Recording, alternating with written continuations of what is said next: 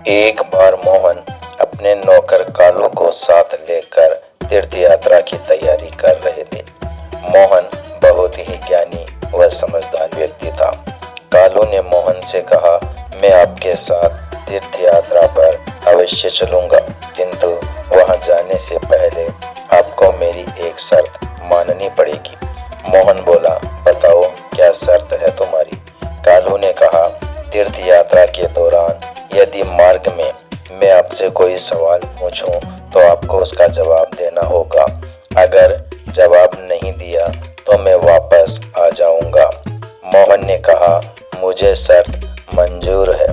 फिर दोनों घोड़े पर सवार होकर अपनी तीर्थ यात्रा के लिए चल पड़े। चलते चलते दिन ढलने लगा। तब वे एक नगरी के पास पहुंचे। दोनों ने वहां ठहरने का निर्णय किया और अपना टेंट लगा लिया। टेंट लगाने के बाद मोहन ने कालू से कहा, अब तुम नगरी में जाओ और कुछ खाने पीने का सामान ले आओ। कालू पैसे लेकर नगरी की तरफ चल पड़ा। जैसे ही कालू नगरी के मुख्य द्वार पर पहुंचा तो वहां उसने एक चकित कर देने वाला दृश्य देखा। उसने देखा, नगरी के मुख्य द्वार पर एक बकरा बंधा था और सभी आने जाने वाले उस बकरे के सिर पर दो दो जूते मारकर आ जा रहे थे। यह दृश्य देखकर कालू नगरी के अंदर जाने लगा तो सिपाहियों ने उसे रोक लिया और बोले, यदि नगरी में जाना है तो इस बकरे के सिर पर दो जूते मारने होंगे, वरना नगरी में प्रवेश करने की अनुमति नहीं दी जाएगी। कालू ने नगरी में प्रवेश करने के लिए बकरे के सिर पर दो जूते मारे और नगरी में प्रवेश कर गया।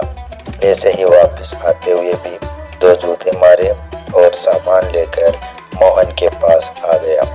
वापस आकर कालू ने तुरंत खाना बनाया और मोहन को खिलाकर खुद भी भोजन कर लिया।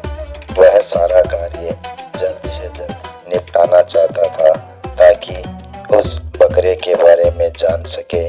रात को सोते समय कालू मोहन के पैर दबाते हुए बोला, जब मैं नगरी के मुख्य द्वार पर पहुंचा तो मैंने एक दृश्य देखा। इस नगरी के लोग कितने जालिम हैं, जो अपना गुस्सा किसी बेजुबान जानवर पर निकालते हैं। मोहन ने पूछा, तुमने क्या देखा? मुझे साफ साफ बताओ। कालू बोला, जब मैं नगरी में गया तो मैंने देखा कि मुख्य द्वार पर एक बकरा जंजीर से बंधा हुआ था और सभी आने जाने वाले उसके सिर पर दो जूते मार रहे थे। आप मुझे बताइए कि उस बकरे ने ऐसा क्या अपराध कर दिया जिसकी उसे इतनी बड़ी सजा दी जा रही थी? मोहन बोला, कालू, यह नगरी राजा भोज की नगरी है और जिसे तुम एक बेजुबान जानवर समझ रहे हो, यह कोई मामूली बकरा नहीं है। इस बकरे ने राजा भोज के खिलाफ एक बहुत ही भयंकर षड्यंत्र रचा था, जिसमें यह काफी हद तक सफल भी हो गया था। लेकिन वह कहते हैं ना, पाप का घड़ा एक न एक दिन फूटता जरूर है। इस बकरे के पाप का घड़ा भी जिस दिन फूटा उसी दिन इसे यह सजा सुनाई गई कि जो भी व्यक्ति नगरी में आए या जाए उसे पहले इस बकरे के सिर पर दो जूते मारने होंगे। मैं तुम्हें इसकी पूरी कहानी सुनाता हूँ, ध्यान से सुनना। राजा भोज 14 विद्या प्राप्त राजा थे, जो उस समय के राजाओं में सबसे ज्यादा बुद्धिमान थे। 14 विद्याओं से राजा भोज की एक अलग ही छवि बना दी थी, जिसका उन्हें बहुत घमंड था, क्योंकि वह समझते थे कि 14 विद्या सीखने के बाद संसार में ऐसा कोई नहीं जो उन्हें बुद्धिमत्ता में हरा सके। लेकिन एक जादूगर ने राजा भोज की 14 विद्याओं का घमंड तोड़कर रख दिया। एक बार एक जादूगर और जादूगरनी राजा भोज की नगरी में खेल दिखाने आए। जादूगर ने वहां मौजूद लोगों से खेल देखने के लिए आग्रह किया। लोगों ने जादूगर से कहा, भाई, हम तो तुम्हारा खेल देखना चाहते हैं, लेकिन हम तुम्हें उसके बदले में क्या दे सकते हैं। एक काम करो, तुम राजा के पास चले जाओ। अगर राजा को तुम्हारा खेल पसंद आया तो वह तुम्हें बहुत ज्यादा इनाम देंगे। जादूगर ने कहा, चलो ठीक है। बहुत सुना है राजा भोज के बारे में। मेरी भी बड़ी तमन्ना थी कि एक दिन मैं उनके सामने अपने जादू का प्रदर्शन करूं। जादूगर अपनी पत्नी के साथ महल पहुंच गया, लेकिन वहां द्वारपालों ने उसे बताया कि अभी महाराज किसी कार्य में व्यस्त है, तुम थोड़ी देर इंतजार करो। जादूगर अपनी पत्नी के साथ वहीं बैठ गया और राजा का इंतजार करता रहा। आखिरकार इंतजार खत्म हुआ और राजा बाहर आए। राजा को देखते ही जादूगर जल्दी से खड़ा हुआ और राजा भोज के पास जा पहुंचा और बोला, महाराज, मैं एक छोटा सा जादूगर हूँ। गांव-गांव घूमकर जादू का खेल दिखाता हूँ। मेरी कई दिनों से तमन्ना थी कि कभी आपके सामने अपने जादू का प्रदर्शन करूं, इसलिए आज मैं आपकी नगरी में आया हूं। राजा भोज घमंड से बोला, अरे जादूगर, तुम मुझे क्या जादू दिखाएगा? मैं 14 विद्या प्राप्त राजा हूँ। मेरे आगे बड़े से बड़ा ज्ञान भी हार जाता है और तू तो एक छोटा सा जादूगर है। भला तो मुझे क्या रोमांचित करेगा? जादूगर बोला, महाराज, मैं एक छोटा सा जादूगर जरूर हूँ, लेकिन मेरा जादू छोटा नहीं है। मैं आपसे विनती करता हूँ, केवल एक बार मेरा जादू देख लीजिए। जादूगर के बार बार विनती करने पर राजा भोज ने हामी भर दी और बोले, चलो ठीक है, दिखाओ अपना जादू। मैं ना सही पर मेरी प्रजा ही खुश हो जाएगी। अब जादूगर ने अपना खेल प्रारंभ किया तो वहां राजा के साथ उनकी रानियां, मंत्रीगण और समस्त प्रजा आ गई। जादूगर ने अपने थैले से एक रस्सी निकाली और उसे आकाश की ओर फेंका। फेंकने के साथ ही रस्सी लंबी होती चली गई और आकाश में जाकर कहीं अटक गई। वहां मौजूद सभी लोग इस छोटे से नमूने को देखकर हैरान हो गए। खुद राजा भी सोचने लगे कि रस्सी फेंकी तो छोटी सी थी, लेकिन यह इतनी लंबी कैसे हो गई कि आकाश में ही पहुंच गई। अब जादूगर उस रस्सी को जोर जोर से खींचने लगा, लेकिन रस्सी इस कदर फंस गई थी कि उसे खींच पाना बहुत मुश्किल हो रहा था। फिर जादूगर राजा भोज से बोला, क्षमा करिए महाराज, मुझे जादू थोड़ी देर के लिए अधूरा छोड़ना पड़ेगा, क्योंकि ऊपर से देवताओं का संदेश आया है कि ब्रह्मा, विष्णु और महेश में भयंकर युद्ध छिड़ गया है, जिसे शांत कराने के लिए मुझे वहां जाना पड़ेगा। जादूगर के मुख से ऐसे कथन सुनकर सारी प्रजा और खुद राजा भोज दुविधा में फंस गए। सभी मन ही मन सोचने लगे कि ऊपर देवता की लड़ाई हो रही है और उसे छुड़वाने के लिए उन्होंने इस जादूगर को याद किया है। राजा भोज ने हैरानी में अपना सिर हिलाया और बोले, ठीक है जादूगर, पहले तुम देवताओं की लड़ाई रुकवा कर आओ। लेकिन जाने से पहले जादूगर ने राजा के सामने एक शर्त रखी। शर्त ये थी कि जब तक मैं देवताओं का युद्ध शांत कराकर नहीं आ जाता, मेरी जादूगरनी आपके पास सुरक्षित रहेगी। इसकी जिम्मेदारी मैं आपके ऊपर छोड़कर जा रहा हूँ और वापस आते ही मैं सबसे पहले अपनी पत्नी मांगूंगा। राजा एक बार फिर सोच में पड़ गया कि ऐसी कौन सी दुविधा आने वाली है जो इस जादूगर ने यह शर्त मेरे सामने रखी है। भला इसकी पत्नी को यहाँ से कौन ले जाएगा? राजा भोज, ठीक है, मुझे तुम्हारी शर्त मंजूर है। जब तक तुम नहीं आते तुम्हारी पत्नी मेरे पास सुरक्षित रहेगी। जैसे ही राजा ने शर्त मंजूर की, जादूगर ने रस्सी पर चढ़ना शुरू कर दिया जो आकाश में जा रही थी। सभी की निगाहें जादूगर पर टिकी हुई थी। जैसे जैसे वह चढ़ता गया, उसका आकार छोटा होता गया। एक समय ऐसा आया जब वह बादलों में अदृश्य हो गया। जादूगर को गए हुए काफी समय हो गया था। वहां मौजूद सभी लोग और राजा भोज जादूगर के आने की प्रतीक्षा कर रहे थे। लेकिन थोड़ी देर बाद वहां मौजूद सभी लोगों ने एक ऐसा दृश्य देखा जो कल्पनाओं से परे था और लोगों में एक रहस्यमयी सवाल बन गया था। उन्होंने देखा आकाश से जादूगर का एक कटा हुआ पैर आकर धरती पर गिरा। कटा पैर देखकर सभी सुन पड़ गए। सभी की आंखें फटी की फटी रह गई। फिर दूसरा पैर आ गिरा। फिर बाजीगर के कटे हुए हाथ आ गए। धीरे धीरे उसका सारा शरीर टुकड़ों के रूप में जमीन पर आ गिरा और अंत में उसका मुख, जिसे देखते ही राजा भोज भी अपने सिंहासन से उठ खड़े हुए। अपने पति के शरीर के कटे अंग देखकर जादूगरनी जोर जोर से रोने लगी। राजा और समस्त प्रजा के मन में कई सवाल लगे। ऊपर क्या हुआ, कैसे हुआ, क्यों हुआ आदि। लोगों ने जादूगर के कटे अंगों को देख काफी विचार विमर्श किया। अब जब उनके पास कोई दूसरा रास्ता नहीं बचा तो राजा ने उसके कटे अंगों को चिता देने का आदेश दिया। चिता की बात सुनते ही जादूगरनी उठ खड़ी हुई और रोते रोते बोली, महाराज, मैं अपने पति के साथ सती होना चाहती हूँ। राजा भोज और उनकी रानियों ने जादूगरनी को खूब समझाने की कोशिश की कि तुम अभी जवान और काफी खूबसूरत हो, यूं सती होकर अपना जीवन समाप्त मत करो।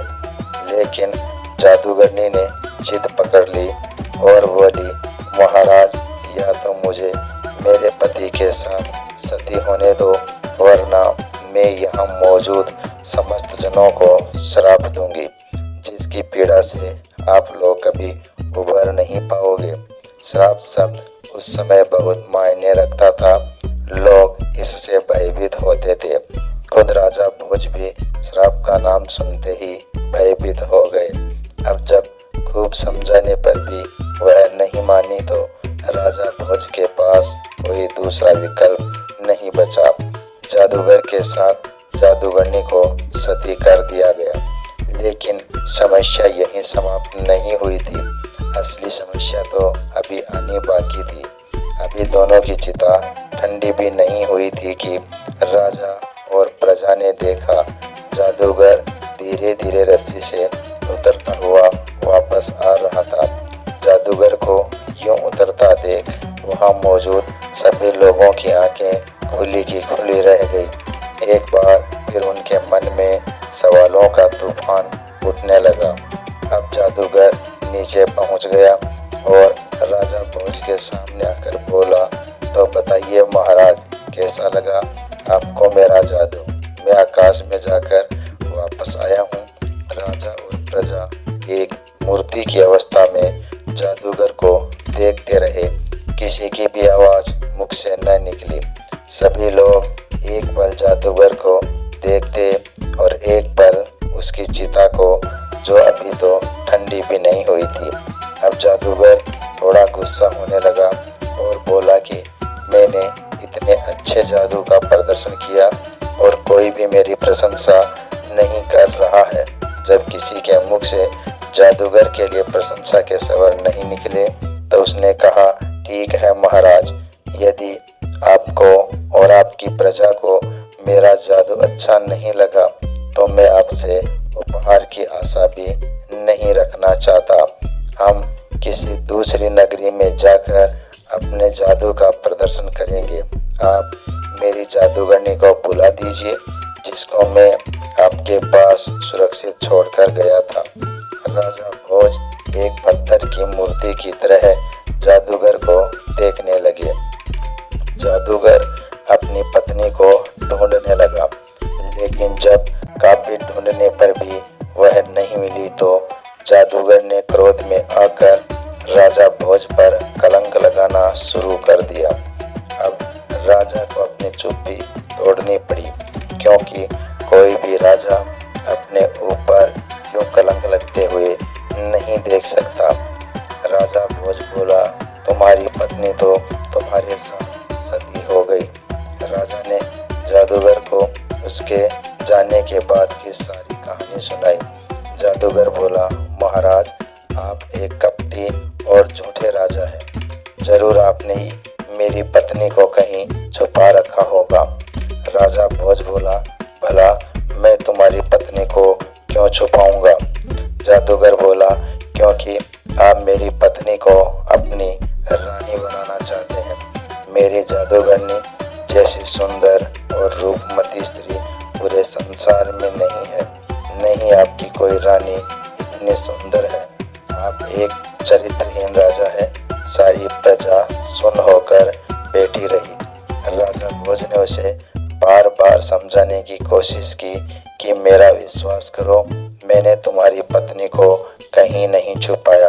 वह तुम्हारे साथ ही सती हुई है। अब तुम अचानक आकर अपनी पत्नी मांगोगे तो मैं कहां से ला कर दूं? जादूगर बोला, मैं नहीं जानता था कि एक 14 विद्या प्राप्त राजा भी इस कदर झूठ बोल सकता है। मैं स्वयं आपके सामने जिंदा खड़ा हूँ तो मेरी पत्नी सती कैसे हो सकती है? या फिर आपके मन में कपट आ गया? मेरे जाते वक्त आपने मेरी शर्त अनुसार मुझे वचन दिया था कि जब तक मैं नहीं आता आप मेरी पत्नी को सुरक्षित रखेंगे, और अब जब मैं अपनी पत्नी आपसे वापस मांग रहा हूँ तो आप नाटक कर रहे हैं। मुझे आपसे कुछ भी उपहार नहीं चाहिए। आप केवल मेरी पत्नी मुझे लौटा दीजिए। राजा भोज बोला, जादूगर, तुम्हें जो सजा मुझे देनी है तुम दे सकते हो, किंतु मैं मरे हुए प्राणी को जिंदा नहीं कर सकता। जादूगर बोला, महाराज, यदि मेरी पत्नी आपके महल से निकली तो तब आप क्या करोगे? राजा भोज बोला, यदि तुमने जादूगरनी मेरे महल से निकाल दी तो यह सारा राजपाट मैं तुम्हारे नाम कर दूंगा, और यदि तुम जादूगरनी को मेरे महल से नहीं निकाल सके तो तुम क्या करोगे? जादूगर बोला, महाराज, यदि मैं अपनी जादूगरनी को आपके महल से नहीं निकाल सका तो जितना राजपाट आपका है इससे दोगुना मैं आपको दूंगा। राजा ने हामी में अपना सिर हिलाया। जादूगर ने महल में प्रवेश करने के लिए अपने कदम बढ़ाए। उसके पीछे राजा भोज, उनकी रानियां, मंत्री और समस्त प्रजा भी जादूगर के पीछे पीछे महल में पहुंच गए। महल में पहुंचते ही जादूगर ने जोर से आवाज लगाई, जादूगरनी, कहाँ हो तुम? आ जाओ, हम चलते हैं। ऊपर से आवाज आई, आती हूँ जी। जादूगरनी एक कक्ष से बाहर निकली और जादूगर के पास आ पहुंची। जादूगरनी को देख राजा भोज और समस्त प्रजा अचंभित हो गई। आज मानो सबके लिए एक ऐसा दिन था जहां सबके सामने सवालों का एक पहाड़ खड़ा हो गया था, लेकिन जवाब एक कण का भी नहीं दिख रहा था। जादूगर बोला, अब क्या सफाई देंगे आप महाराज? राजा भोज बोला, मैं नहीं जानता यह कैसी लीला रची जा रही है, लेकिन मैं एक सच्चा राजा हूँ जो अपनी शर्त अनुसार यह राजपाट आपको सौंपना चाहता हूँ। जादूगर बोला, राजा, मुझे आपके राजपाट में कोई दिलचस्पी नहीं है। मैं यहाँ केवल आपकी 14 विद्याओं का घमंड तोड़ने आया था, और यह थी मेरी 15वीं विद्या जिसे आप अभी तक नहीं जानते। जाते जाते जब जादूगर और जादूगरनी ने अपने असली रूप दिखाए तो लोगों के सामने जो सवालों का फाड़ था वह एक तिनके की भांति बिखर गया। जादूगर और जादूगरनी के भेष में आए कोई और नहीं बल्कि भगवान शिव और माता पार्वती थी। भगवान शिव और माता पार्वती के महल से जाने के बाद राजा भोज गहन चिंतन में पड़ जाते हैं कि वास्तव में 15वीं विद्या है बड़ी कमाल घमंड को चकनाचूर करके रख दिया। अब राजा के आगे एक समस्या थी कि इस विद्या को सीखा कैसे जाए। अचानक राजा को ख्याल आया भगवान शिव और माता पार्वती का, जो उनके महल से काफी दूर जा चुके थे। राजा तुरंत अपनी गद्दी से खड़े हुए और भागते भागते महल के बाहर पहुंचे। फिर उस दिशा में अपने कदम बढ़ाते हैं जहां से भगवान शिव और माता पार्वती जा रहे थे। दूर से ही राजा को वे दोनों नजर आए। उनके पास जाते ही राजा भोज भगवान शिव और माता पार्वती के चरणों में गिर गए और बोले, हे कृपा निधान, आप मेरी समस्या का समाधान करके जाएं। भगवान शिव बोले, आप तो 14 विद्या प्राप्त राजा है, दूर दूर तक आपके नाम की छवि है, फिर आपको क्या समस्या हो सकती है। राजा भोज बोला, हे कृपा निधान, वह मेरी बहुत बड़ी भूल थी, मुझे क्षमा करें। आगे से मैं ऐसी धारणा अपने मन में कभी नहीं लाऊंगा। भगवान शिव बोले, तो अब बताइए आप मुझसे क्या चाहते हैं। राजा भोज बोला, हे भगवान, मैं 15वीं विद्या सीखना चाहता हूँ, तो कृपया आप मेरा मार्गदर्शन करें। भगवान शिव बोले, देखो राजन, यह विद्या सीखना इतना भी आसान नहीं है। यह बेहद कठिन परिस्थितियों भरा रहता है, जिसे सीखने की कोई समय सीमा नहीं है।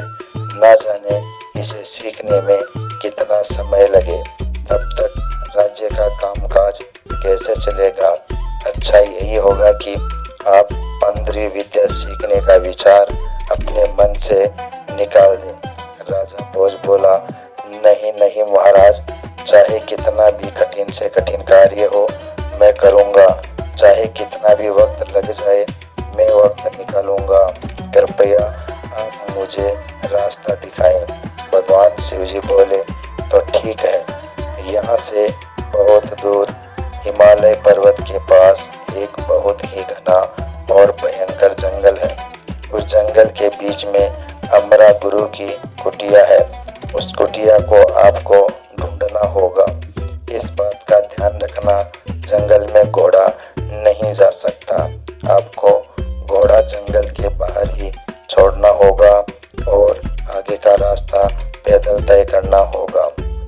वहाँ अमरा गुरु तपस्या करते हुए मिलेंगे। आप उनके चरणों में जाकर गिर जाना और 15वीं विद्या सिखाने का अनुरोध करना। और हाँ, एक बात का ध्यान रखना, बाबा अपने स्वभाव से काफी कठोर है। अगर बाबा तपस्या में लीन हो तो उनकी तपस्या भंग मत करना, नहीं तो वह आपको श्राप भी दे सकते हैं। इसलिए वहां बैठकर बाबा की तपस्या पूरी होने का इंतजार करना। अगर बाबा को दया आ गई तो वह आपको 15वीं विद्या जरूर सिखाएंगे। और इतनी बात कहकर भगवान शिव और माता पार्वती अंतर्ध्यान हो गए। भगवान शिव और माता पार्वती के अंतर्ध्यान होने के बाद राजा भोज अपनी नगरी में वापस आए और अपने मंत्रियों की एक बैठक बुलाई और उन्हें आगे की योजना समझाते हुए बोले, देखो, मैं एक जरूरी कार्य से राज्य से दूर जा रहा हूँ। मेरे जाने के बाद आप सभी मिलजुल कर राज कार्य को देखेंगे और प्रजा को कोई कष्ट ना हो, इसका विशेष ध्यान रखना, क्योंकि मुझे वापस आने में मालूम नहीं कितना समय लग जाए।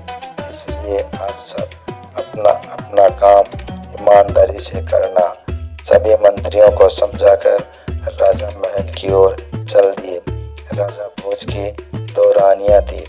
एक का नाम था सत्यवती और दूसरी का नाम था भानुमति। नाम के अनुसार ही दोनों का आचरण था। सत्यवती एक पतिव्रता रानी थी। वह महाराज के दर्शन करे बगैर खाना तो क्या पानी तक नहीं पीती थी। दूसरी ओर रानी भानुमति थी। इसका इन बातों से दूर दूर तक कोई लेना देना नहीं था। रानी भानुमति का चरित्र ठीक नहीं था। राजा भोज रानी सत्यवती के कक्ष में गए और बोले, रानी, मैं किसी जरूरी कार्य से कुछ समय के लिए नगरी छोड़कर जा रहा हूँ। मालूम नहीं मुझे आने में कितना वक्त लगे, इसलिए मैं आपको सलाह देता हूँ, मेरे वापस आने तक आप सावधानी से रहना। इतनी बात सुनकर रानी सत्यवती की आंखें झलक आई और बोली, महाराज, मैं तो आपके दर्शन किए बगैर पानी तक नहीं पीती। भला इतना लंबा समय मैं आपके बिना कैसे बिता पाऊंगी, जिसमें आपके आने की कोई समय सीमा भी निश्चित नहीं है। आप मुझे भी अपने साथ लेकर चलिए न महाराज। राजा भोज बोला, नहीं रानी, मैं आपको साथ लेकर नहीं जा सकता, क्योंकि मैं जिस कार्य से जा रहा हूँ वहाँ पर स्त्रियों का जाना वर्जित है, तो कृपया आप मेरे काम में बाधा ना डालें। सत्यवती बोली, महाराज, आप तो जानते ही हैं कि मैं आपके दर्शन किए बिना भोजन तो क्या पानी तक नहीं पीती, चाहे मेरे प्राण ही क्यों ना निकल जाए। राजा भोज बोला, ठीक है, इस समस्या का समाधान मेरे पास है। मैं अपनी एक तस्वीर इस दीवार पर बना देता हूँ, आप इसको भोग लगाकर भोजन कर लेना। और राजा भोज ने अपनी हूबहू तस्वीर दीवार पर बना दी। सुबह हुई और राजा भोज चलने की तैयारी करने लगे। जाने से पहले राजा ने सत्यवती को अपने पास बुलाया और समझाते हुए कहा, देखो रानी, मैं जिस कार्य के लिए आपसे दूर जा रहा हूँ वह काफी उलझन भरा रास्ता है। न जाने मेरे साथ क्या घटना घट जाए और मुझे आपसे मिलने के लिए भी अपना परिचय देना पड़े, इसलिए मैं आपको अपने मूंछ का बाल दे रहा हूँ। इसको संभाल कर रखना, क्योंकि मैं जब भी वापस आऊँगा तो आपसे सबसे पहले अपनी मूंछ का बाल मांगूंगा। आप समझ जाना कि मैं ही राजा भोज हूँ और यह बात गुप्त रखना, किसी को बताना मत। रानी ने मूंछ का बाल लिया और एक डिबिया में रखकर उसे गुप्त जगह संभाल कर रख दिया। केवल एक मूंछ के बाल ने रानी के मन में अनेक सवाल खड़े कर दिए। आखिर क्या समस्या आने वाली थी जो राजा ने यह कदम उठाया? आखिर क्यों उन्होंने अपनी यात्रा को एक कठिन चुनौती और उलझन भरा रास्ता बताया? अपनी यात्रा शुरू करने से पहले राजा ने अपने एक पुराने साथी देव को बुलाया और सैनिकों ने तुरंत देव के पास राजा की सूचना पहुंचाई। जैसे ही देव को पता लगा कि उसे राजा भोज ने याद किया है, वह तुरंत राजा के पास दौड़ा चला आया। राजा ने उसे आगे की सारी योजना बताई और कहा, हमें कुछ वक्त के लिए राज्य से दूर जाना होगा, इसलिए आपको भी हमारे साथ चलना होगा। देव ने कहा, ठीक है महाराज, जैसी आपकी आज्ञा। अब राजा ने 2 घोड़े मंगवाए और सफर का जरूरी सामान लेकर हिमालय पर्वत की ओर अपनी यात्रा आरंभ की। राजा भोज और देव दिन में तो सफर करते और रास्ते में कोई नगरी आती तो वहीं ठहर कर रात को विश्राम करते। देव का काम था नगरी से बाजार में जाकर सामान लाना, खाना बनाकर राजा भोज को खिलाना। ऐसे ही रात और दिन चलते चलते काफी दिन बाद राजा भोज व देव उस जंगल के पास पहुंच गए।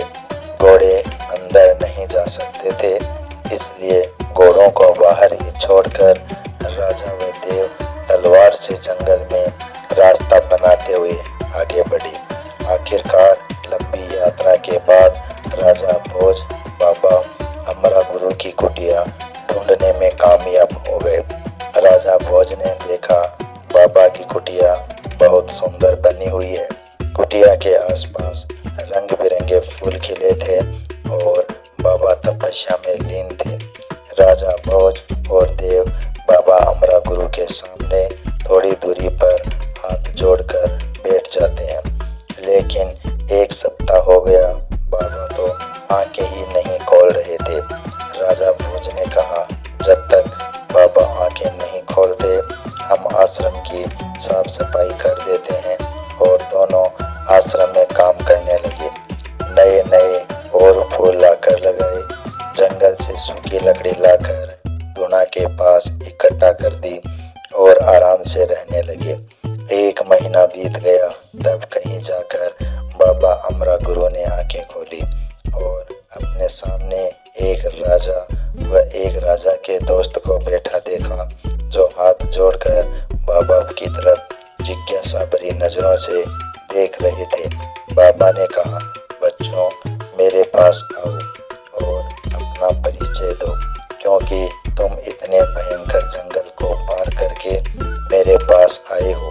यहाँ कोई इंसान नहीं आ सकता। आप लोग इतना कष्ट उठाकर मेरे पास आए हो तो जरूर कोई आवश्यक काम होगा। इतनी बात सुनकर राजा भोज व देव बाबा के पास आए और चरणों में बैठकर राजा भोज ने कहा, हे महाराज, मैं राजा भोज हूँ और मैं बड़ी आशा से आपके पास आया हूँ। मेरी समस्या का समाधान करें। बाबा ने कहा, बोलो बच्चा, क्या समस्या है? राजा भोज ने कहा, महाराज, मैं 15वीं विद्या सीखने आया हूँ। आप मुझे 15वीं विद्या का दान दे तो आपकी बड़ी कृपा होगी। बाबा बोले, बालक, तू तो बहुत बड़ी समस्या लेकर आया है, किंतु एक बात बता, तुझे मेरा पता बताया किसने? राजा भोज ने कहा, महाराज, एक जादूगर ने। बाबा ने कहा, ठीक है, परंतु राजा, इस विद्या को सीखना हर किसी के बस की बात नहीं। इसमें बहुत कठिनाई आएगी। क्या कठिनाइयों का सामना कर पाओगे? राजा भोज ने कहा, महाराज, इस विद्या को सीखने के लिए मैं हर कठिनाई का मुकाबला करूंगा। बाबा ने कहा, ठीक है राजन, इस विद्या को सिखाने से पहले मैं तुम्हें इसकी शक्ति के बारे में कुछ बताना चाहता हूँ।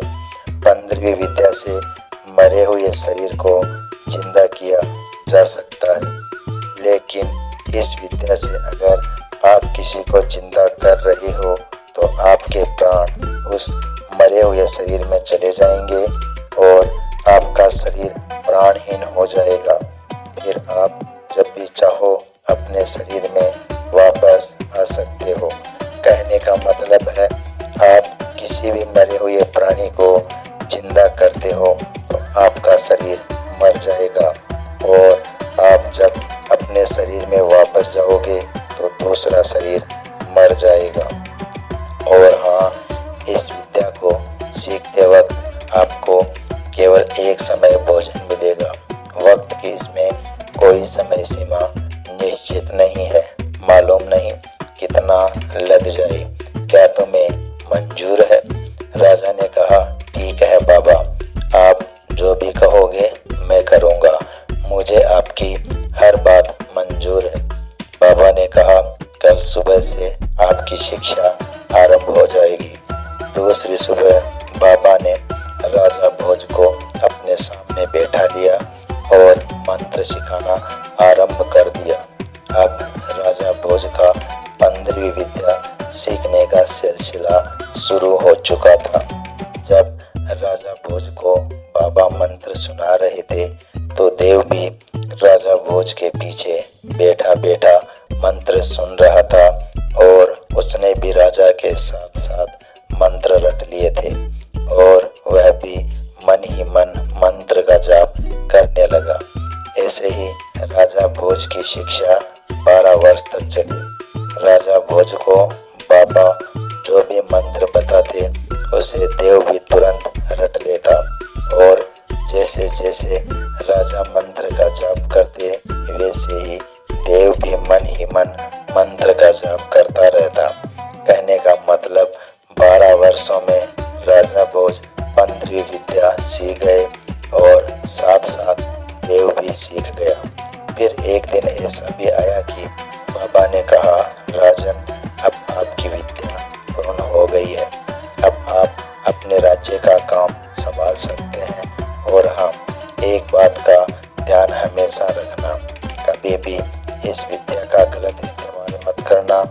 राजा ने हामी भरते हुए अपना सिर हिलाया। अगली सुबह राजा भोज ने गुरु अमरा को प्रणाम कर एवं चरण स्पर्श कर जाने की आज्ञा मांगी। बाबा ने आशीर्वाद देकर जाने की आज्ञा दी। अब राजा भोज देव को साथ लेकर अपनी नगरी की ओर चल दिए। अब घोड़े तो थे नहीं, इसलिए पैदल ही बातें करते करते चले आ रहे थे। अब आगे क्या होता है कि देव के दिल में कपट जाग उठता है। देव ने मन ही मन एक भयंकर साजिश रच डाली। राजा को अपने व्यवहार की ओर आकर्षित करने के लिए देव गुमसुम होकर बैठ गया। राजा अभी उसकी कूटनीति से बिल्कुल अनजान थे, तो देव को इस तरह गुमसुम बैठा देखकर राजा ने कहा, देव, क्या बात है, तुम बड़े गुमसुम से नजर आ रहे हो। देव ने कहा, महाराज, मेरे दिल में एक बात है, आप बुरा ना मानो तो बताऊं। राजा भोज ने कहा, जो भी बात है खुलकर कहो। देव बोला, महाराज, मैं यह कह रहा था कि आपने 12 वर्षों के इतने कठिन परिश्रम के बाद यह 15वीं विद्या हासिल की है, तो आप अगर अपनी सीखी हुई विद्या को एक बार आजमा लेते तो अच्छा रहेगा, क्योंकि नगरी में जाकर कहीं आप हंसी के पात्र ना बन जाओ। राजा भोज ने कहा, बात तो तुम्हारी बिल्कुल ठीक है, आजमाने में क्या दिक्कत है, चलो आजमा कर देखते हैं। देव ने कहा, महाराज, आप थोड़ी देर यहाँ बैठिए, मैं अभी आता हूँ। देव थोड़ी दूर गया और एक मरा हुआ तोता उठाकर राजा भोज के सामने रख दिया और कहा, महाराज, इस मरे हुए तोते में आपके प्राण डालिए। राजा भोज ने कहा, ठीक है, मैं मंत्र का जाप करता हूँ। राजा भोज मंत्र पढ़ने लगे और अपने प्राण तोते में डाल दिए। तोता जिंदा हो गया और राजा भोज का शरीर अचेत होकर गिर गया। इधर देव अपनी साजिश में कामयाब होने लगा था। उसने मौके का फायदा उठाया और तुरंत मंत्र फटकर अपने प्राण राजा भोज के शरीर में डाल दिए। अब देव का शरीर भी अचेत होकर गिर गया। कहने का मतलब है, राजा भोज तोता बन गए और देव राजा भोज बन गया। राजा भोज यह देखकर चकित हो गए कि देव ने यह विद्या कैसे सीख ली और बोले, अरे देव, यह तूने क्या कर दिया, तू मेरे शरीर में क्यों आ गया। देव बोला, महाराज, मैं भी अपनी विद्या आजमा रहा था, जो कि मैंने चोरी चोरी आपके पीछे बैठकर सीखी है। राजा भोज बोला, देव, तुमने अपनी मर्यादा के विरुद्ध जाने की चेष्टा भी कैसे की। इस अपराध का दंड तुम्हें दरबार में दिया जाएगा। अब तुम एक काम कर, अपने शरीर में वापस जा और मेरा शरीर खाली कर, ताकि मैं अपने शरीर में वापस आ सकूं।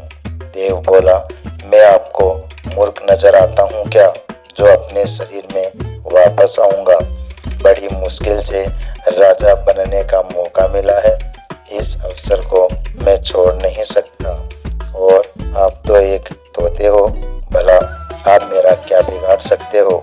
मैं यह शरीर किसी भी हालत में नहीं छोड़ूंगा।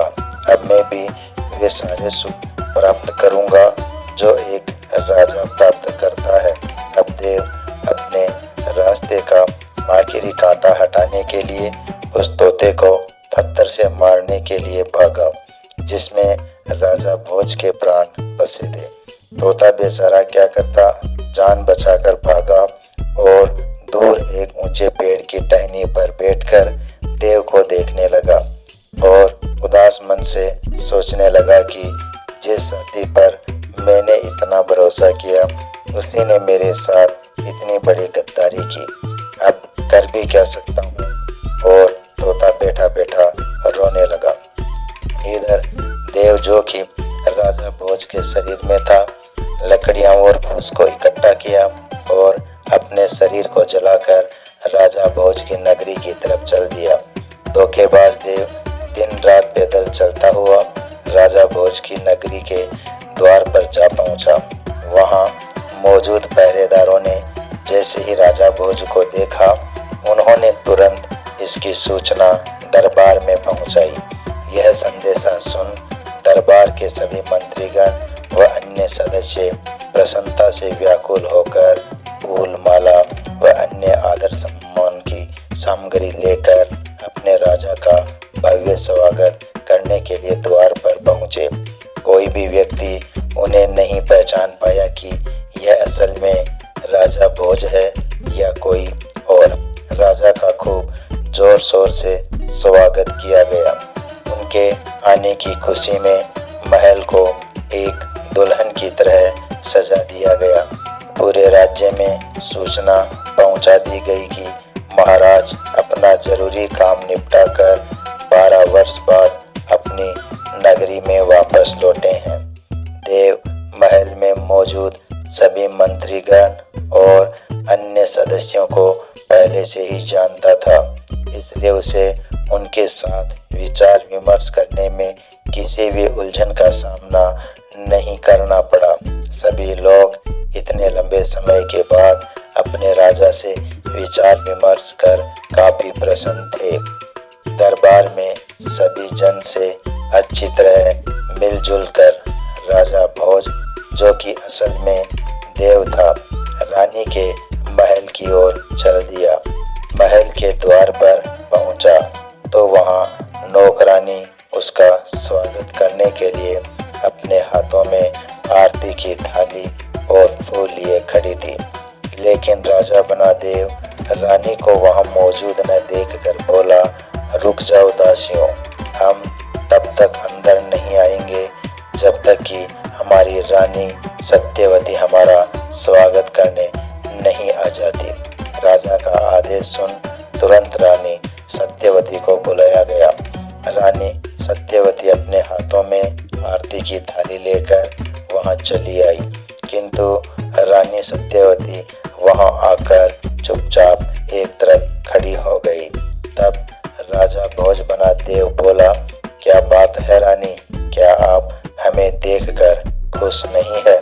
हम कितने वर्ष बाद आपके पास वापस लौटे हैं।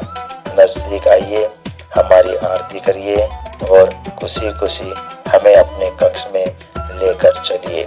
सत्यवती बोली, महाराज, मैं आपकी आरती भी करूंगी और खुशी खुशी आपको हमारे कक्ष में भी लेकर चलूंगी, किंतु आप पहले हमें यह बताइए, जब आप जरूरी कार्य से जा रहे थे तब हमें क्या कह कर गए थे?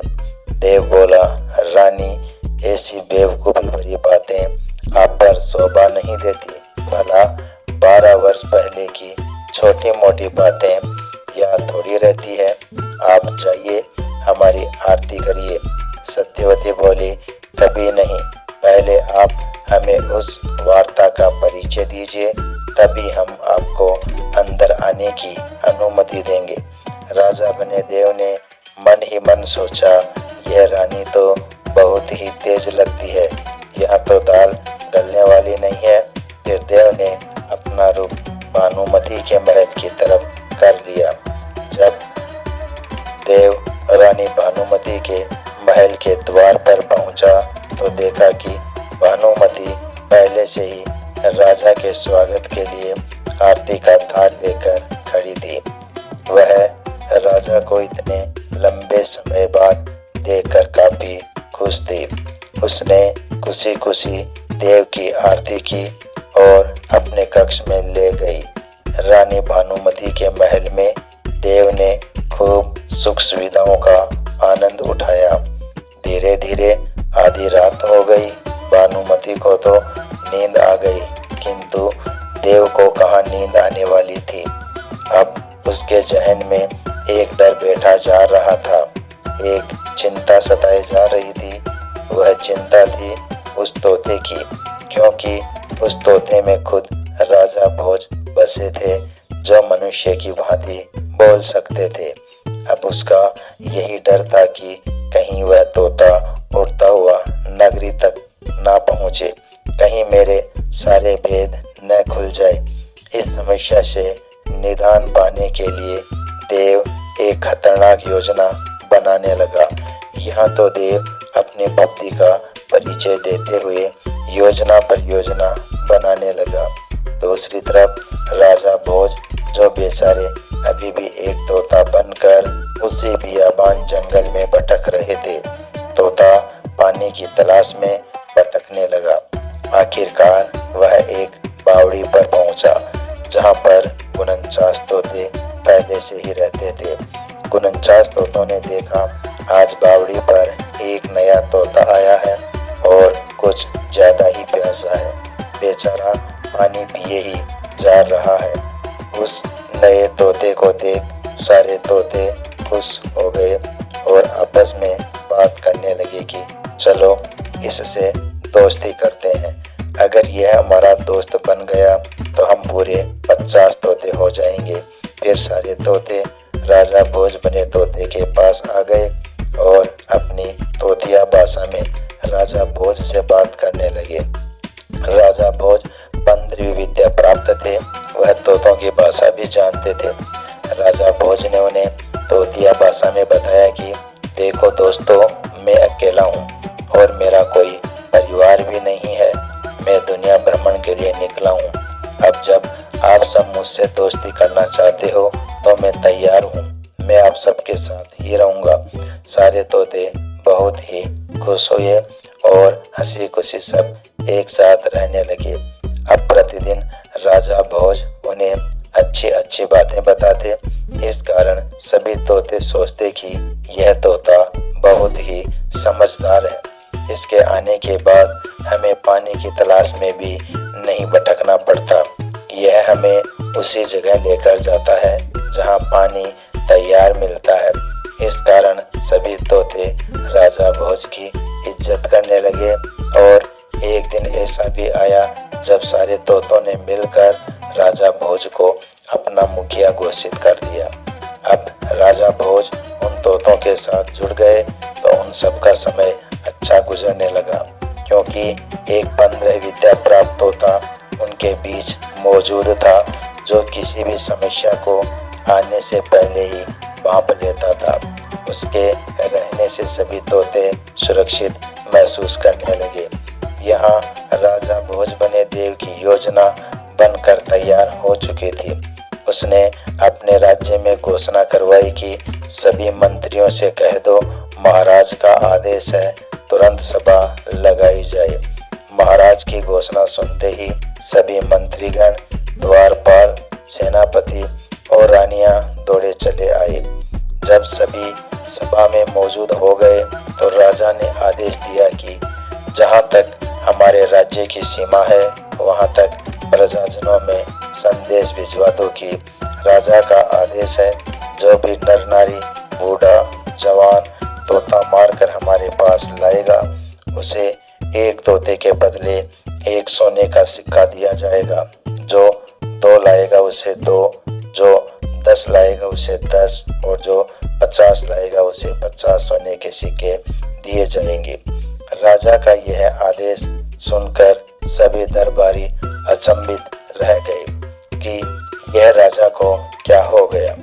अचानक तोते मरवाने का आदेश दे रहे हैं, किंतु सभी केवल सोच सकते थे, कुछ पूछ नहीं सकते थे, क्योंकि यह राजा का आदेश था। जैसे ही ये आदेश जनता के बीच पहुंचा तो सभी निठल्ले लोग तोते पकड़ने निकल पड़े। शाम तक कोई 1 तोता लेकर दरबार में आ रहा था, कोई 2, कोई 10। जो जितनी संख्या में तोते लाता उसे उतने ही सोने के सिक्के दिए जाते। अब यह समाचार धीरे धीरे आसपास के नगरों में भी फैल गया कि भला राजा एक तोता मारने के बदले में एक सोने का सिक्का दे रहा है।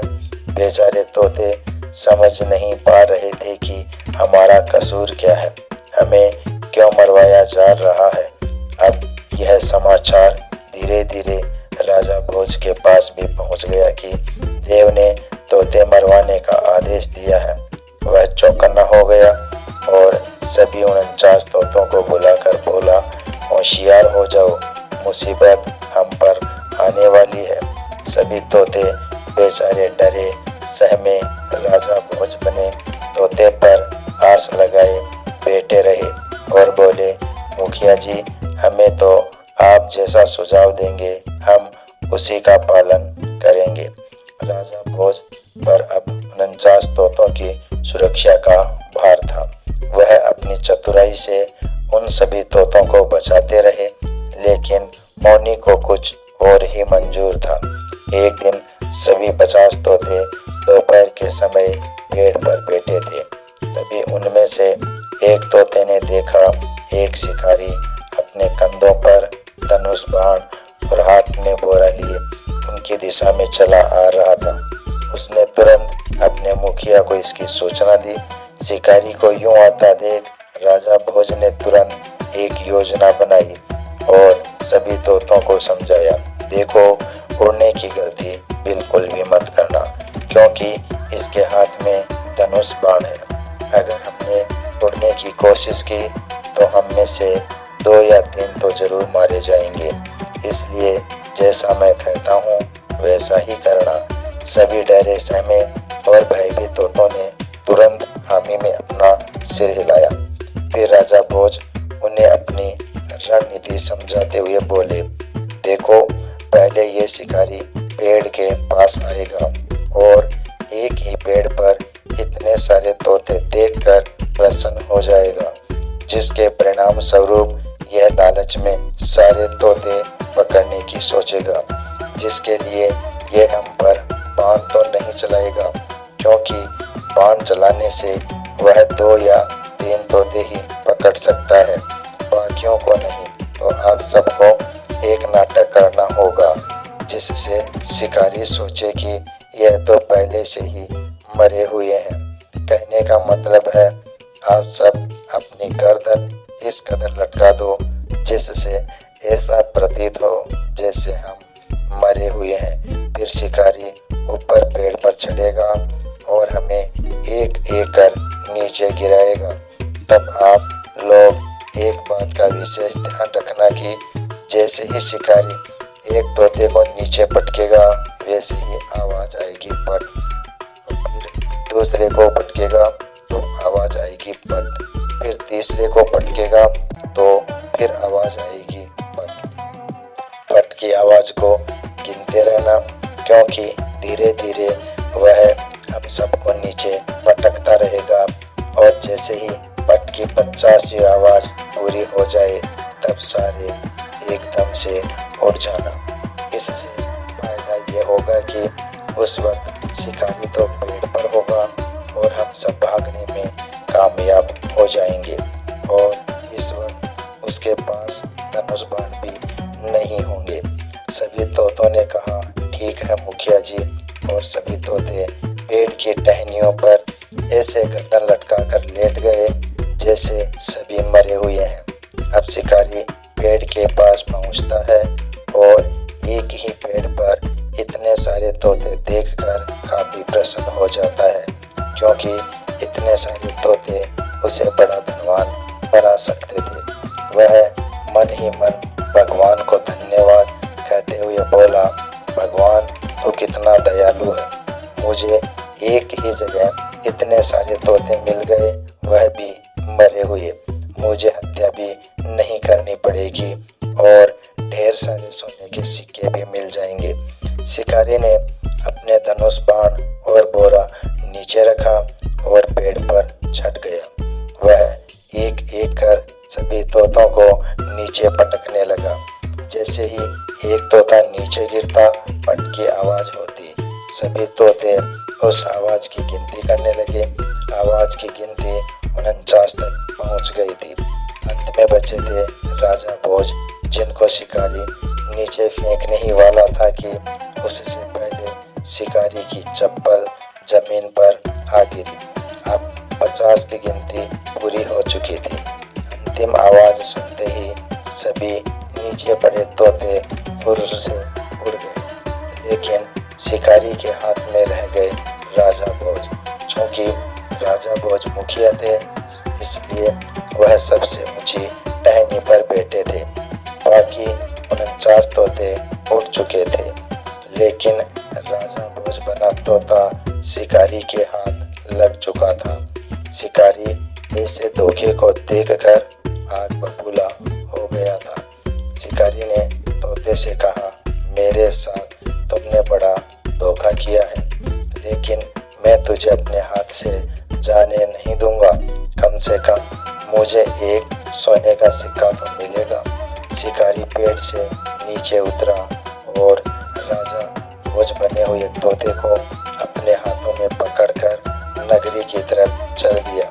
चलते चलते रास्ते में तोते ने कहा, भाई। शिकारी इधर उधर देखने लगा और बोला, मुझे किसने आवाज लगाई है? क्योंकि राजा भोज बना तोता मनुष्य की भांति बोल सकता था। उसने कहा, भाई मैं बोल रहा हूँ तोता जिसे तुमने पकड़ रखा है।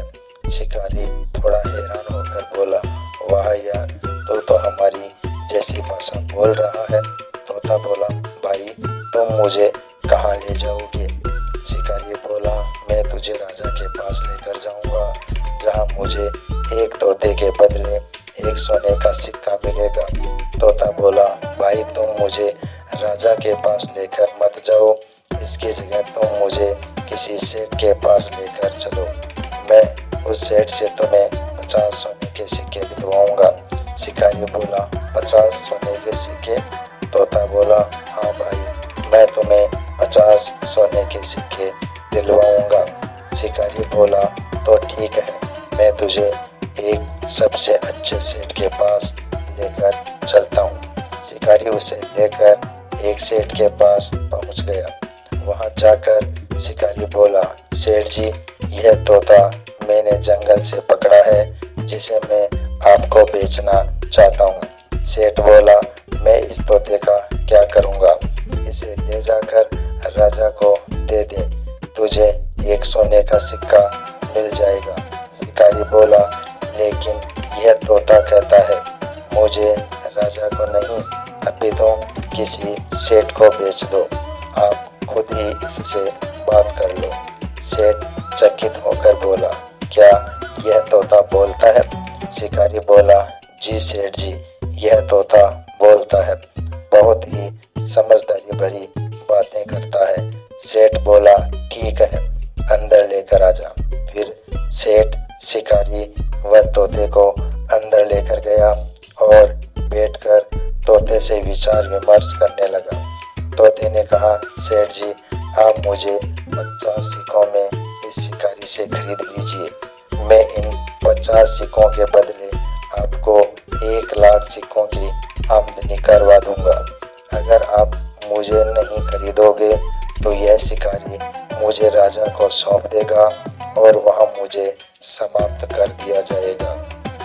सेठ अचंभित था, क्योंकि एक तोता उसके सामने बैठकर इतनी समझदारी भरी बातें कर रहा था। सेठ ने तुरंत 50 सिक्के निकाले और शिकारी को दे दिए। अब तोते ने शिकारी से कहा, शिकारी, अपने ईमान पर रहना, किसी को बताना मत कि मैंने फला सेठ को तोता बेचा है। शिकारी ने हामी भरी और खुशी खुशी अपने घर चला गया। अब सारा मामला शांत होने के बाद सेठ ने तोते से कहा, भाई तू लाखों की कमाई भला कैसे करवा सकता है? तोते ने कहा, देखो सेठ जी, मैं जैसा कहता हूँ वैसा करते जाओ, आपके पास धन की वर्षा होने लग जाएगी। सेठ ने कहा, ठीक है, बता अब मैं क्या करूं?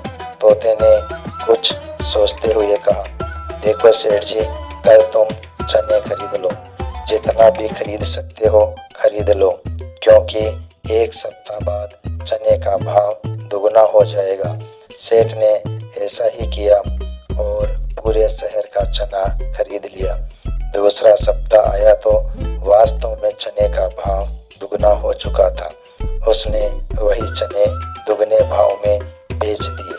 अब सेठ को दुगना मुनाफा हुआ। इस मुनाफे से सेठ बड़ा खुश था कि वास्तव में यह तोता तो बड़ा ही ज्ञानी और समझदार है। सेठ तोते को बड़े ही प्यार से रखने लगा। उसे प्रतिदिन अच्छा अच्छा खाना खिलाता और उसके लिए सभी जरूरत का सामान लाने लगा। सेठ रोज तोते से सलाह मशवरा करता और जो बात तोता कहता सेठ वही करता। तोता सेठ को सलाह देते हुए कभी चावल खरीदने के लिए कहता, कभी तेल खरीदने को, कभी कोयला खरीदने को। मतलब धीरे धीरे सेठ की सभी तिजोरियां भरने लगी। अब सेठ बड़ा खुश था। एक दिन सेठ तोते से कहने लगा, मैं तेरी वजह से आज मालामाल हो गया हूँ। तू बता आज क्या चाहता है, मैं तेरे लिए कुछ भी करने के लिए तैयार हूँ। सेठ बात सुनकर तोता उदास हो गया। सेठ ने कहा, तू उदास है, बता मुझे क्या बात है। धीरे धीरे तोते की आंखों से आंसू टपकने लगे। तोते की आंखों में आंसू देखकर सेठ ने कहा, मुझे माफ कर दे। मैं अपनी कमाई के चक्कर में आज तक तेरा दुख दर्द तो पूछ ही नहीं पाया, लेकिन अब तेरी वजह से मेरे पास बहुत धन हो गया है। अब तो अपने बारे में बता।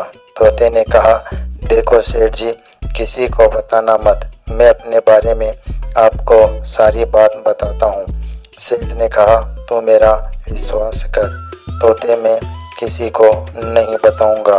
तोते ने कहा, सेठ जी, मैं वास्तव में कोई तोता नहीं बल्कि राजा भोज हूँ। फिर तोते ने जादूगर से लेकर 15वीं विद्या तक की सारी बात सेठ को बता दी और अंत में तोते ने कहा कि यह तोता मार योजना भी मुझे मारने के लिए ही बनाई गई है। सेठ पूरा किस्सा सुनकर दंग रह गया और तोता बने राजा भोज के पैरों में गिर गया। गिरकर कहने लगा, महाराज मुझे माफ कर दो, मुझसे बड़ी गलती हुई है। मैंने इतने बड़े महाराज को एक नौकर की तरह रखा है। मुझे क्षमा करें और मेरे लायक कोई सेवा हो तो मुझे अवश्य बताए। तोते ने कहा, आपकी कोई गलती नहीं है, यह तो मुझे मेरे कर्मों का दंड मिल रहा है, लेकिन आप कुछ कर सकते हो तो मुझे किसी भी तरीके से एक बार छुपाकर रानी सत्यवती के पास पहुंचा दो तो आपकी बड़ी कृपा होगी।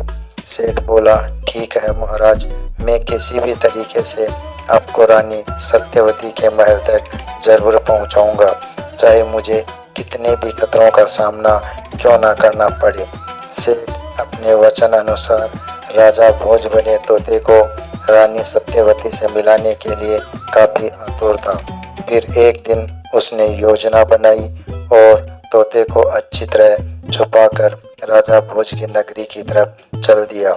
2-4 दिन की पैदल यात्रा करने के बाद वह राजा भोज की नगरी में पहुंच गया और रानी सत्यवती के महल के बाहर जाकर बैठ गया, क्योंकि यह मसला इतना गंभीर था कि वह हर किसी से इसके बारे में बात नहीं कर सकता था। सेठ को फूंक फूंक कर अपने कदम रखने पड़ रहे थे। सेठ महल के बाहर बैठा रहा, उम्मीद लगाए कि भगवान कोई न कोई रास्ता जरूर निकालेगा। अचानक सेठ ने देखा कि एक दासी महल से बाहर आई। सेठ ने तुरंत अपना दिमाग दौड़ाया कि आगे का काम यह दासी ही कर सकती है। वह भागा और तुरंत दासी के पास जा पहुंचा और बोला, बहन आप मेरा एक कार्य कर दीजिए, मुझे किसी भी तरह एक बार रानी सत्यवती से मिलवा दीजिए। दासी गुस्से से बोली, क्या रानी सत्यवती से मिलना दो?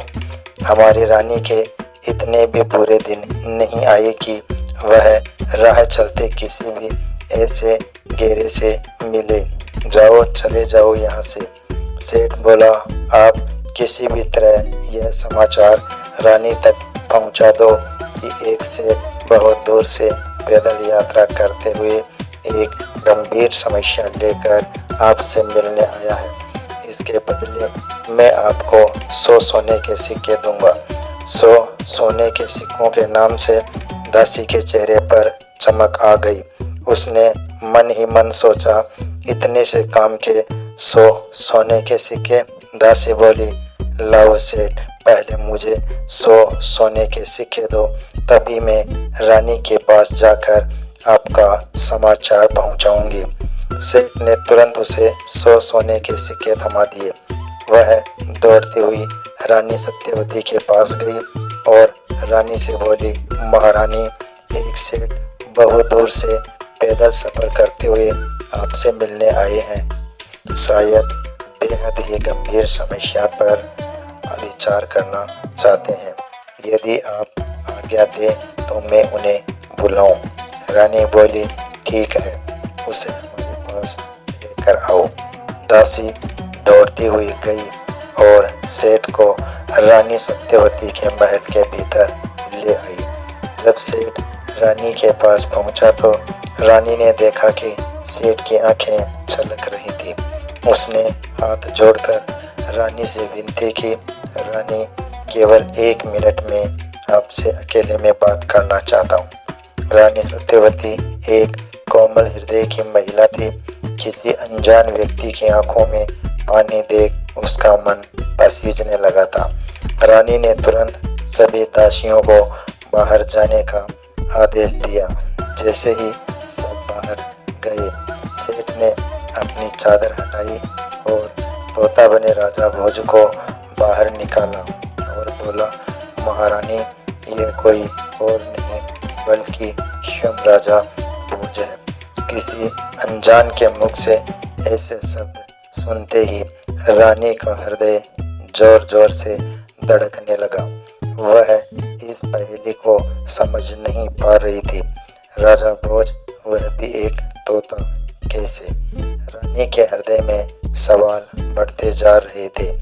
एक क्षण के लिए वह मौन हो चुकी थी। फिर सेठ ने धीरे से कहा, रानी, आप इन्हें संभालिए। मेरा कार्य यहीं समाप्त होता है। बाकी की सारी दास्तां स्वयं राजा भोज आपको बता देंगे।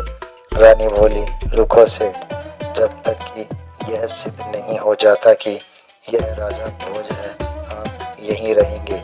यदि आपकी बात सच साबित हुई तो राजा भोज के आने की खुशी में आपके नाम पर एक भव्य समारोह किया जाएगा, और यदि आप हमारे साथ कोई मजाक कर रहे हैं तो आपको ऐसा दंड दिया जाएगा जिसकी कल्पना आपने कभी नहीं की होगी। रानी और सेठ की इतनी बातें सुनकर उस तोते ने धीरे से कहा, रानी, क्या आज भी आपके पास हमारी मूंछ का बाल सुरक्षित है? यह कथन सुनते ही रानी बोलती बोलती एकदम सुन पड़ गई और धीरे धीरे अपनी नजरें उस तोते की तरफ घुमाई जिसकी आंखों से जिज्ञासा के आंसू बह रहे थे। अपने स्वामी से इतने वर्षों बाद मिलकर जो इस अवस्था में उनसे मिले थे, उन्हें गले लगाकर रानी फूट फूट कर रोने लगी।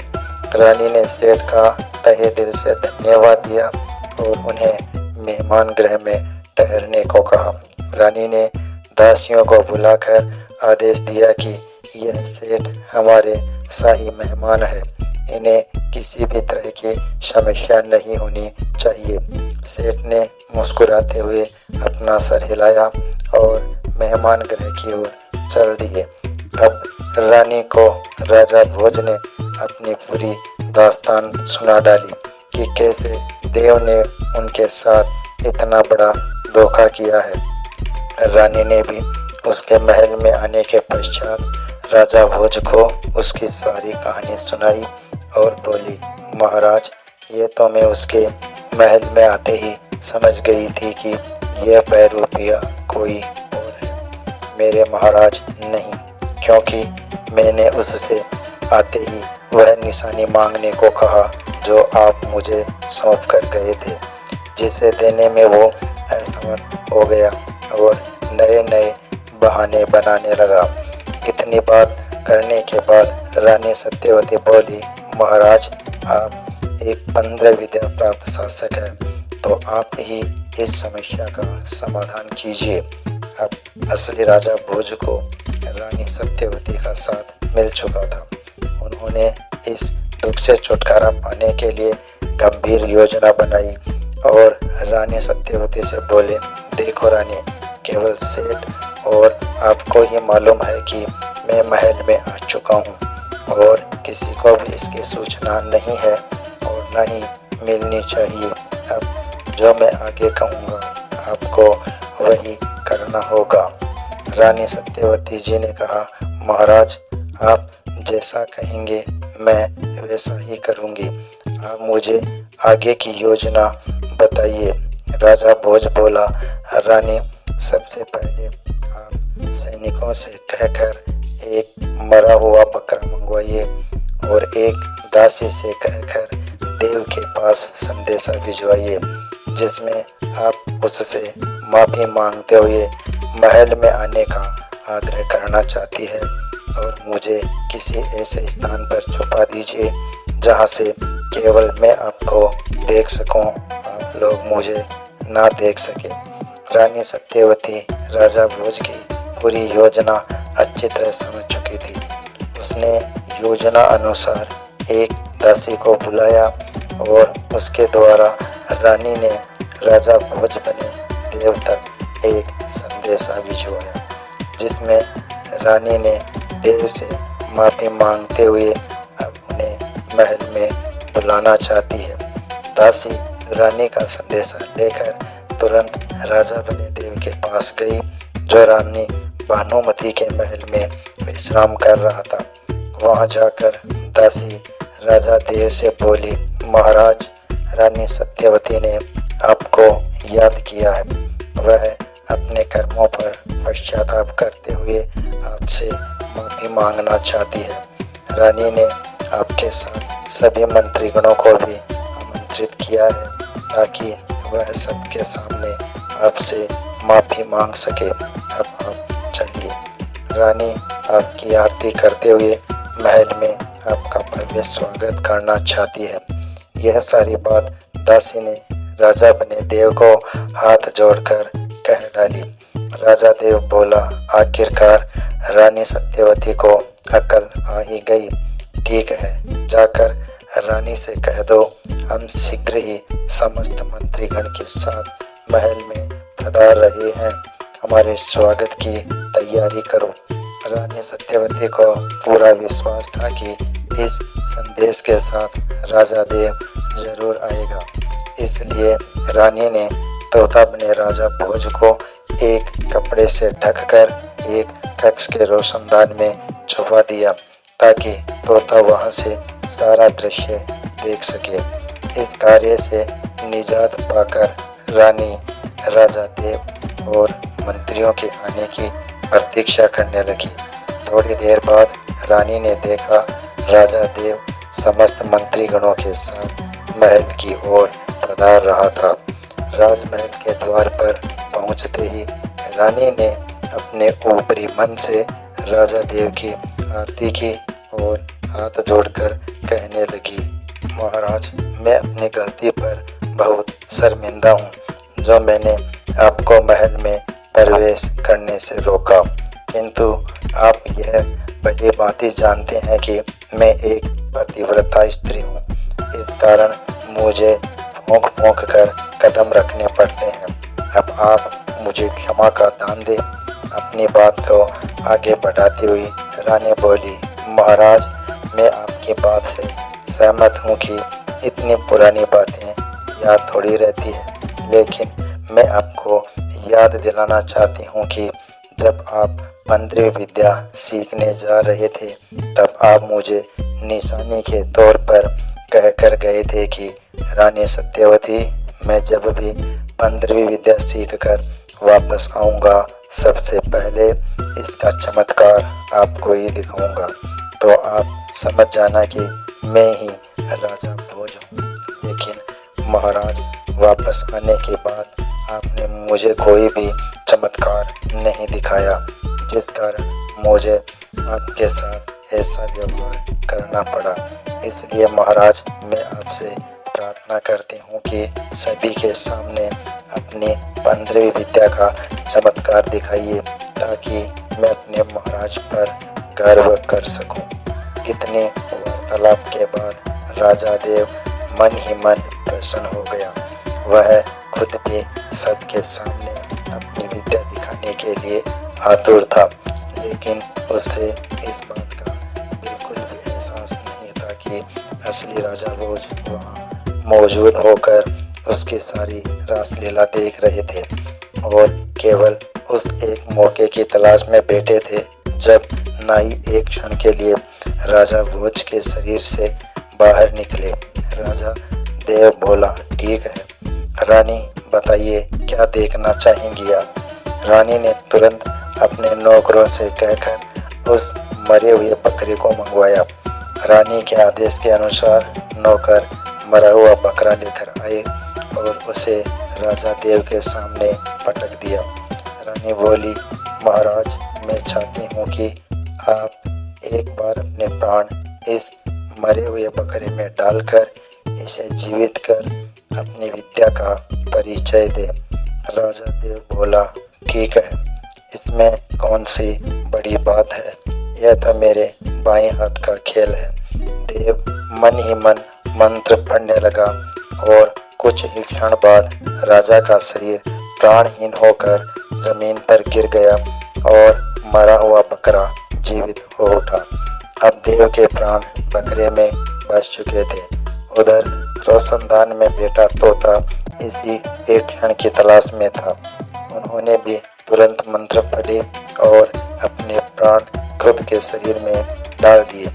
फिर तोता प्राणहीन होकर गिर गया। वहां मौजूद समस्त जन अचंभे में थे कि यह हो क्या रहा है। अचानक राजा भोज ने कहा, जो कि अपने असली रूप में आ चुके थे, बेड़ियां लाओ, मोटी मोटी जंजीरें लेकर आओ, इस बकरे को अच्छी तरह से बांधो ताकि यह भाग ना पाए। राजा का आदेश सुन तुरंत बेड़ियां लाई गई और बकरे को अच्छी तरह से बांध दिया गया। मामला शांत होने के बाद राजा भोज ने अपनी सारी बात आप बीती वहां मौजूद समस्त मंत्रीगणों को सुनाई और कहा, भला हो इस सेठ का जिसने मेरी काफी मदद की और अच्छाई का साथ दिया। राजा की बात सुन सभी मंत्रीगण बोले, महाराज, हमें क्षमा करें जो हम इस नकली राजा को पहचान ना सके, किंतु हमें इस पर संदेह तभी हो गया था जब इसने तोता मार अभियान चलाया था। अब आप ही इसकी सजा मुकर्रर करें। राजा भोज बोला, इसके लिए मृत्यु दंड पर्याप्त नहीं है, इसे हम ऐसी सजा देंगे जिससे यह सारी जिंदगी पछताता रहेगा। इस बकरे को नगर के मुख्य द्वार पर बांध दिया जाए और समस्त प्रजाजन में यह घोषणा करा दी जाए कि राजा का आदेश है, जो भी प्रजाजन नगर से बाहर जाएगा वह इसके सिर पर 2 जूते मार कर ही जाएगा और कोई अंदर आएगा वह भी 2 जूते मार कर ही आएगा। ऐसा ही हुआ। बकरे को नगर के मुख्य द्वार पर बांध दिया गया और वहां पहरेदार बैठा दिए गए। पहरेदार को सख्त आदेश दे दिया गया कि कोई भी आए या जाए, इसे 2 जूते मारे बगैर नहीं आ जा सकता। इधर राजा भोज ने मरे हुए तोते का अंतिम संस्कार बहुत ही आदर सम्मान के साथ करवाया। अब राजा भोज ने अपना राज्य खुशी खुशी संभाल लिया था। दोस्तों, वीडियो पसंद आया हो तो लाइक और शेयर जरूर कर देना।